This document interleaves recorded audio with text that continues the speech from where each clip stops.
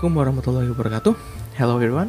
Now, before we begin this video, allow me to introduce myself. My name is Reihan Hadi Fauzan, but you can call me Reihan, or if you're feeling lazy, well, I don't know how can you feel lazy about calling my name, but anyway, you can just call me Ray or Han, whatever.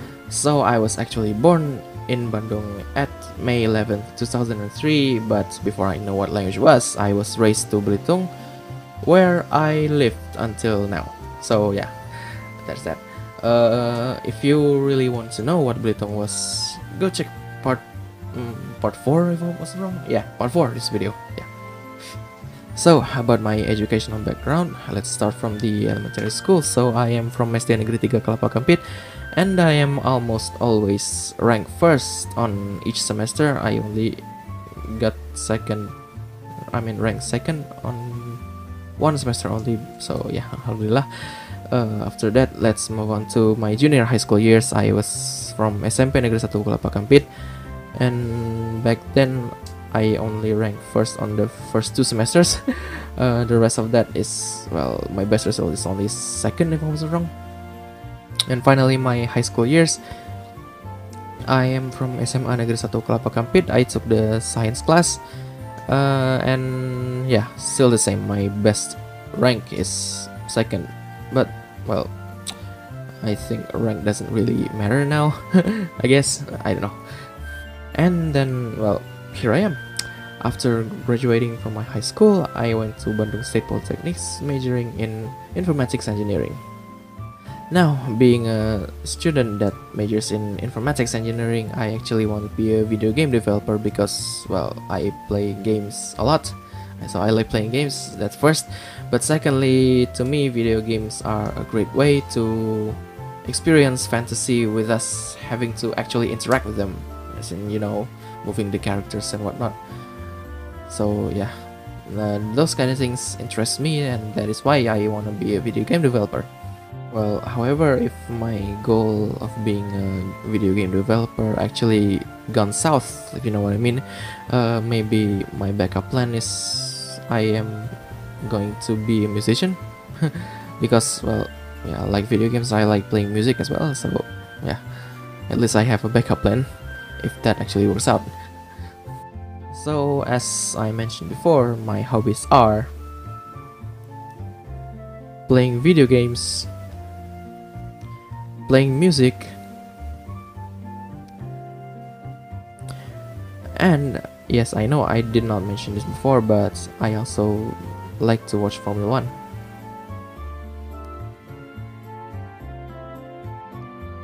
So, let's talk about my family. I have a father, I have a mother, and I also have a younger brother. My father's name is Teddy Guspandi, you can call him Teddy. He works as a miner all the way east at Halmahera, which is very far even from Bandung. And then I also have a mother, her name is Yuyun Sitera Yuningsih, and you can call her Yuyun. She's a teacher at a playgroup. So yeah, playgroup teacher. And then I also have a younger brother, Resvan Walik Radika, and you can call him Resvan.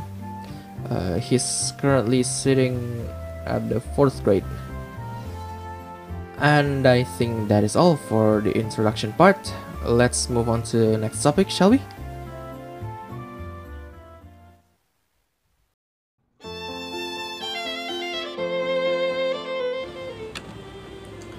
Alright, in this second topic about describing people, I'm going to describe one of the most famous composer that ever lived, the deaf German composer Ludwig van Beethoven.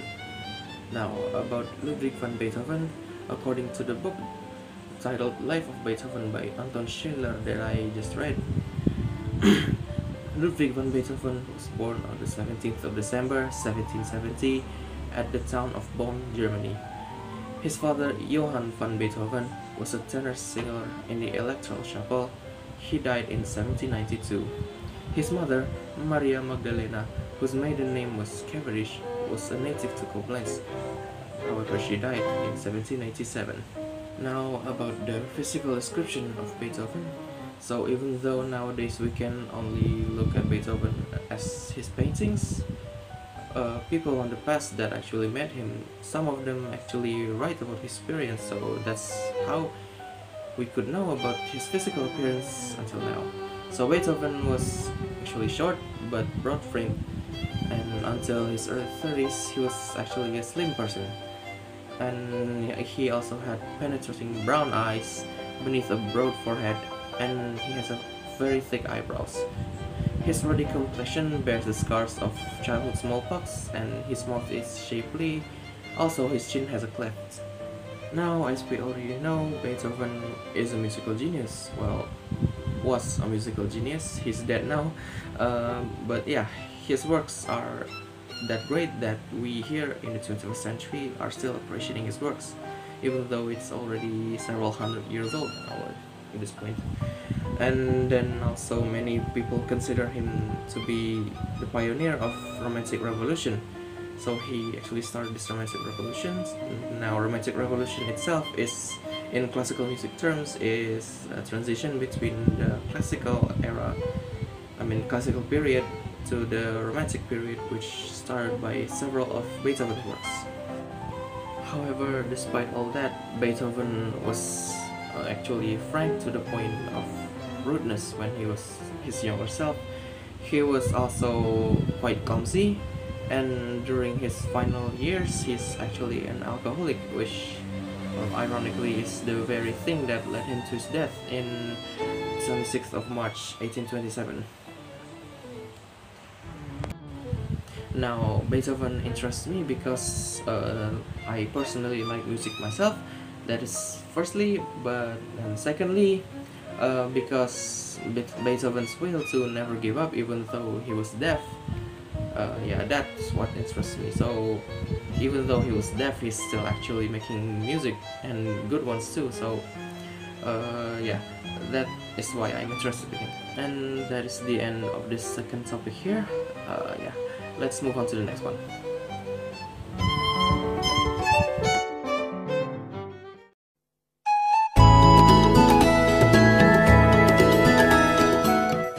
In this topic of item description, the item that I'm going to describe is my very own keyboard, which is Yamaha PSR E453.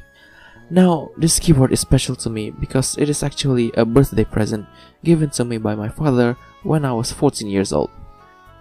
As you can see, this keyboard is black in color, and it is 94.6 centimeters long, 40.5 centimeters wide, and 14 centimeters tall. It also weighs about 6 kilograms. As for the keys, it is 5 octaves plus 1 key. Now 1 octave is worth 12 keys, so the total keys on this keyboard are 61 keys. It also comes with a music rest, where you can place your sheet music if need be. Okay, so I'm going to explain what do these ports on the back do. So if you see on the rightmost side here, we have a power port. So to actually turn on the keyboard, you're gonna need to plug this here, this adapter part, inside here. So it's really like that, and you plug the other end of the adapter into any power source, and it should turn the keyboard on. Nextly, on its left, we have 2 ports which are both labeled USB here, which, well, these 2 ports are basically to connect this keyboard to a PC or a laptop for music production, or you can also connect it to a smartphone. Onto its left, we have this AUX in port here, which I actually don't know what they're used for because I never actually used them. But over to its left, we have phone/output port. So if you have a speaker and you want to connect this keyboard to a speaker, well, this is the way to do it. You connect the audio jack to this port over here. And lastly, we have this sustain port, which is used to connect to sustain pedals. Well, what are sustain pedals? That will be explained later. Now I'm gonna explain what do these buttons do. Now I'm not gonna use all of them because, well, I don't really know what function it is because I rarely use it. But anyway, Let's start here. This is the power button to turn it on or turn it off. Now, as you can see, if it's already turned on like this, you can just play.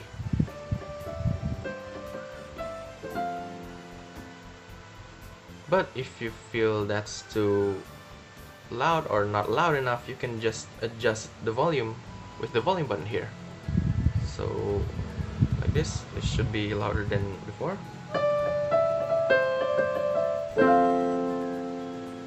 See? Now the default setting here for the sound is obviously the piano, but if you want to change the sound, you can use this button, and then you can use these number dials or these two buttons to change the sound. For example, here if I type 035, it's gonna change sound to be like an accordion. So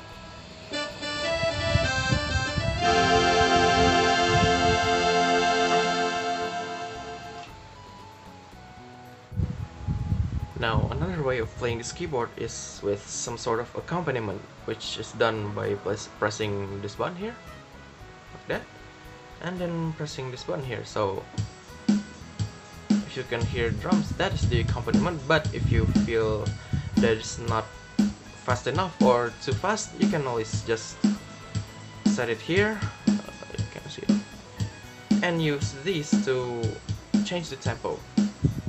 You can see it, yeah. There you are. You can see it's in tempo there. So if I increase it, it's going to be faster, and if I decrease it, it's going to be slower.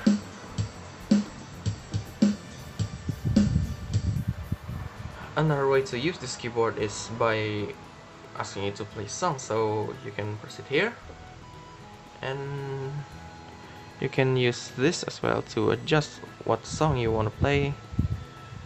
For now, let's play for Elise, a piece by Beethoven. You know the one. So we just press here.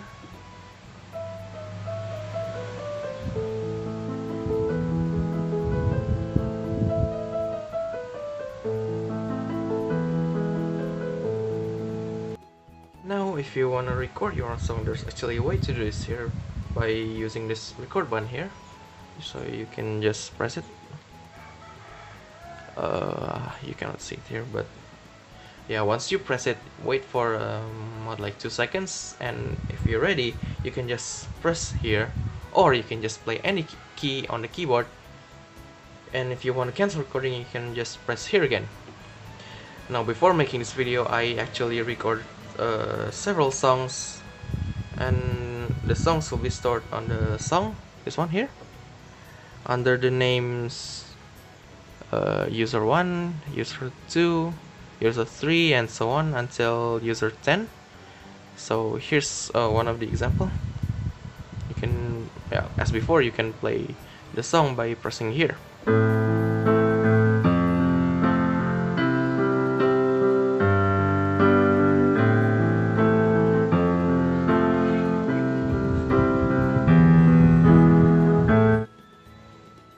Oh, one more thing. Remember the sustain pedal mentioned earlier? Well, here it is. I'm going to demonstrate how it works. So basically, if you press a note here and just lift your finger, the sound of the note will actually just gone. So let's take a listen. You see, it's just gone. So however, if I use this sustain pedal, so I'm going to press it like this here, and press this note at the same time. Here, listen what happens. So I lift my finger early, but the sound did not just gone, it sorta just dissipates out. So yeah, that's how sustain pedals here are used. And that marks the end of this topic. So before the transition comes, I reckon I could play something for you. So well, I hope you like it.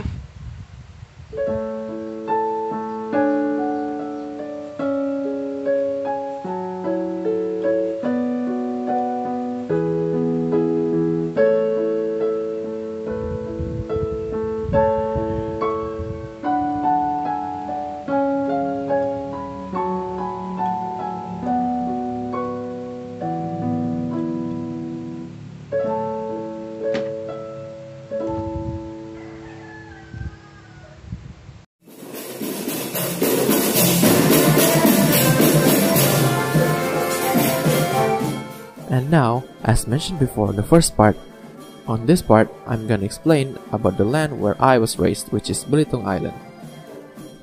Now, Belitung Island is part of the Bangka Belitung province in Indonesia.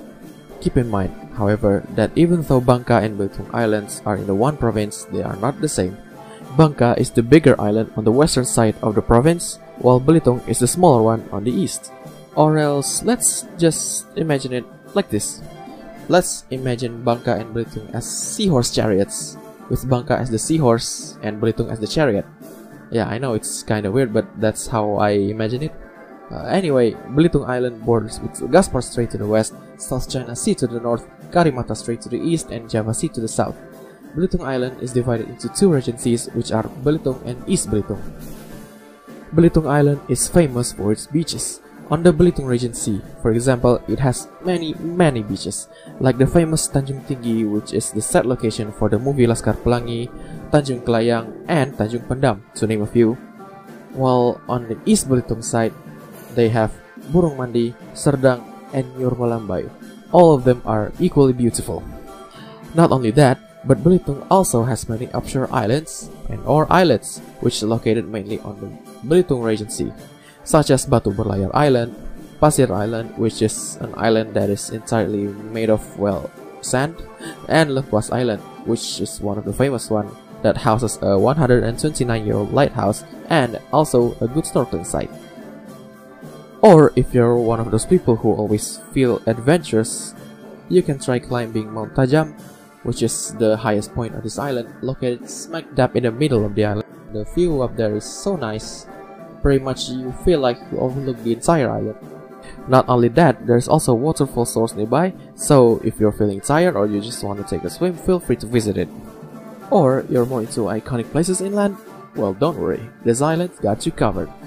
On the Gantung region of East Belitung Regency, there is Museum Kata, which literally means word museum, which is formerly a home of a famous writer from Belitung, Andrea Hirata. There is also a replica of Muhammadiyah Elementary School, which is the elementary school Andrea Hirata previously went, and it is also a set piece for the movie Laskar Pelangi, same as Tanjung Tinggi mentioned before. Over to the Belitung Regency, there is the Satam Square right in the middle of Tanjung Pandan City, which is a roundabout with a massive Satam rock monument on the middle. There's also several famous eateries around the city, such as Mi Belitung Atep, which is a mere walking distance away from the previously mentioned Satam Square. There's also Belitung Street Food, which is a street dedicated for selling street foods, located not far from Tanjung Pendam. So in short, Belitung Island never ceased to impress me. I am glad to be raised in such a beautiful island. And that marks the end of the fourth topic. Let's move on to the next one.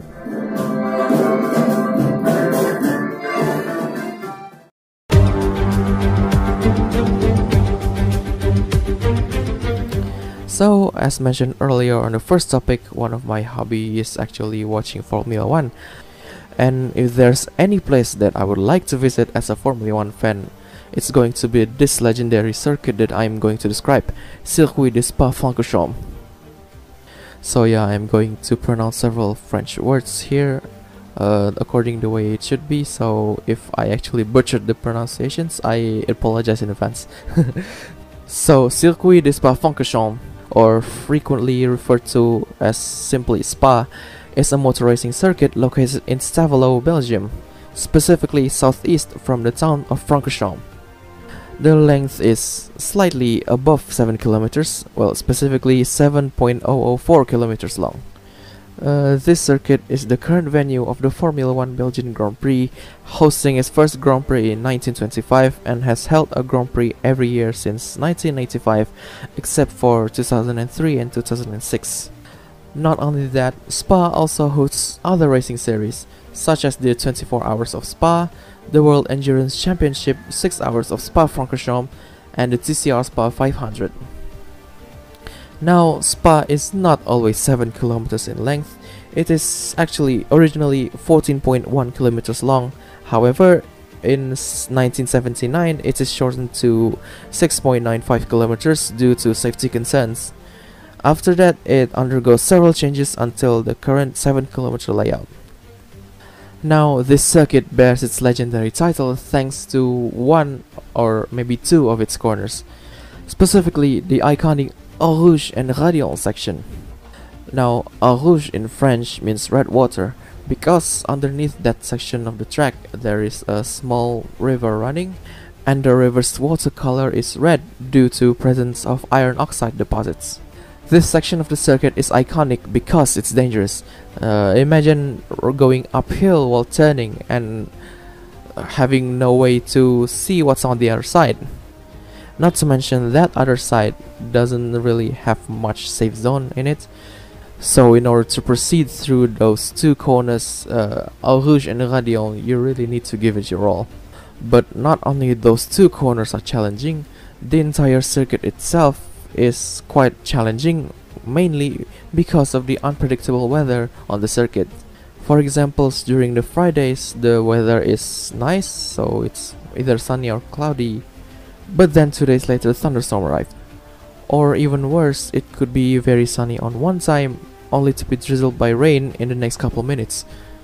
Plus, due to the length of the circuit, sometimes the rain doesn't fully coat the circuit with water, so it could be raining in one section but not on other sections, which makes racing very difficult. So that is it about the description of place that I would like to visit someday, and that also marks the end of this topic.